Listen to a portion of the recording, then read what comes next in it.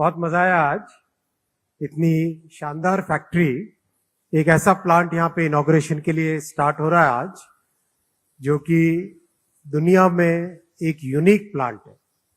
ऐसे इस inauguration function के आज चीफ गेस्ट और हमारे बहुत ही यशस्वी, लोकप्रिय और एक visionary chief minister Shri Devendra Fadnavis ji, आपका बहुत स्वागत है। और इलेक्ट्रॉनिक्स की इंडस्ट्री में आपने जिस तरह से प्रमोशन किया है, पूरे कंट्री में you have set a new example. Thank you so much for this. मैं यहां पर स्वागत करूंगा हमारे दिलीप वलसे पाटिल जी, बहुत ही हमारे वरिष्ठ पार्टी के नेता हैं, और बहुत ही यंग हमारे कटके जी, ज्ञानेश्वर कटके जी एमएलए साहब, आप दोनों का भी मैं स्वागत करता हूं। I would like to welcome Mr. Andy Priestley, Executive Vice President of JBL Circuits. Thank you so much for dropping by for this very momentous occasion. We thank the entire JBL team for having that trust in India. That trust that you have showed in our country, that's the most valuable thing that we cherish, and we thank you for that. We would always work as one team. This is a double engine government, central government as well as the state government and the local government. So it's a triple engine government. So all of us belong to the same thought process.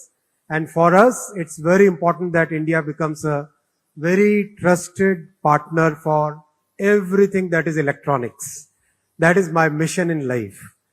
I would also like to welcome the very dynamic officers from the government of Maharashtra. When I landed here, I heard एक दिन में सारा approval. भाई वो पहले सुनते थे single window, मुझे लगता है वो सिंगल विंडो की जगह माइक्रो विंडो हो गया है।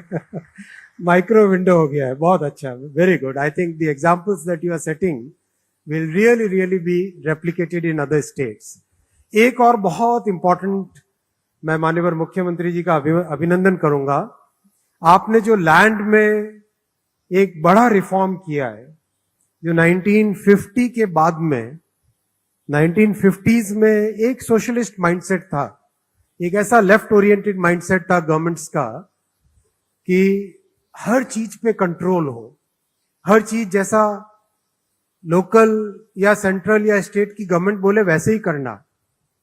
उसके कारण एक बड़ा इंडिया में, इंडियन इकोनॉमी में और विशेषकर मैन्युफैक्चरिंग सेक्टर में there was a huge barrier which was there. Devendra ji साहब, आपने ये जो रिफॉर्म किया है, इसके लिए एक आपका हार्दिक अभिनंदन बनता है। लैंड का रिफॉर्म, आप सब खड़े होके एक बार इनको स्टैंडिंग ओवेशन दीजिए, क्योंकि ये रिफॉर्म ऐसा रिफॉर्म है जो देश की तकदीर को बदलने वाला रिफॉर्म है। थैंक यू सीएम साहब, आपने इस रिफॉर्म को किया। अब आपके पीछे पीछे बहुत सारे स्टेट इस रिफॉर्म को करेंगे तो देश की तकदीर बदलेगी। बहुत धन्यवाद आपको। साथियों, कुछ वर्ष पहले तक अगर हम सोचें तो इलेक्ट्रॉनिक्स मैन्युफैक्चरिंग, इंडिया में electronics manufacturing was considered as something which is kind of very difficult. Textile हो सकता है, गारमेंट हो सकता है। People were not even thinking of electronics manufacturing just a few years ago. But when the country gets a leader like Narendra Modi ji, and he takes a clear mission that we have to become trusted manufacturing partner for the world, then the world starts taking notice and everything starts changing. Today we have electronics manufacturing industry worth 13 lakh crore rupees in our country. 13 lakh crore rupees. और कुछ वर्षों पहले किसी ने सोचा भी था कि इलेक्ट्रॉनिक्स एक्सपोर्ट करेंगे इंडिया से। Electronics export was considered unthinkable. शुरू में टॉप 10 में आना एक टारगेट था। 9th रैंक पे आए एक्सपोर्ट्स में, जो एक्सपोर्ट्स ऑफ गुड्स है। We became, electronics as a category became 9th. Then it climbed to 8th. Then it climbed to 7th. fifth, fourth. Last year, 2025, electronics as an export category became third largest export category in the country. But now we must take the target.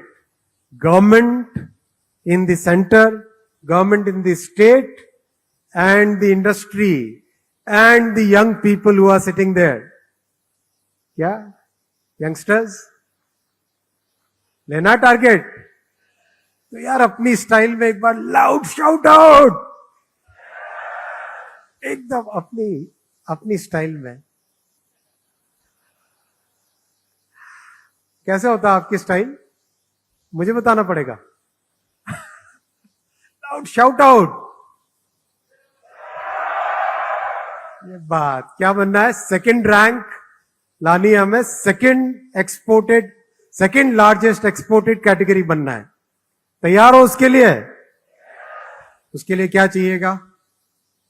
सबसे पहले 6 sigma, lean manufacturing, zero waste, absolute focus on process, quality has to become part of our life. ऐसा सोच के करना है. जो support चाहिएगा government की तरफ से पूरा सपोर्ट मिलेगा. स्टेट गवर्नमेंट का सपोर्ट आपने देखा, सेंट्रल गवर्नमेंट का सपोर्ट रहेगा. आज मैं आने से पहले टैलेंट डेवलपमेंट की बात कर रहा था. टैलेंट के लिए whatever investment is required, we will make those investments for training, for getting the right skills, for creating that ecosystem.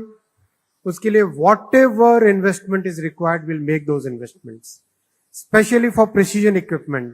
I was telling Shukla ji, mechanical parts भी अब भारत में बनने चाहिए. We must start manufacturing those very high precision mechanical parts. Andy, we were discussing in the meeting, you were talking about this watch, Titan. They make very, very precise, very high precision equipment, the mechanical parts. Try them out. I think you'll be able to meet your mechanical precision parts also in India so that your supply chain becomes much more localized. Try that out. My request is try that out. Semiconductor chips भी बनने लगी. 2 plant का production start हो चुका है already. They have started in good full swing.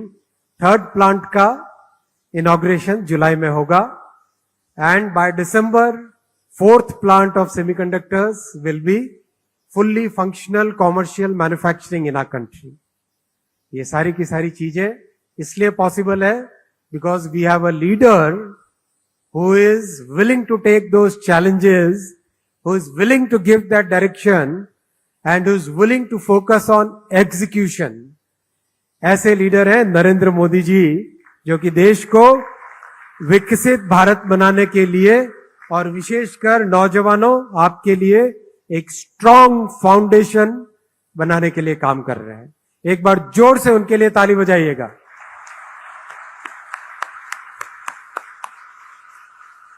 आने वाले समय में और भी इलेक्ट्रॉनिक्स में बहुत सारे काम करने हैं.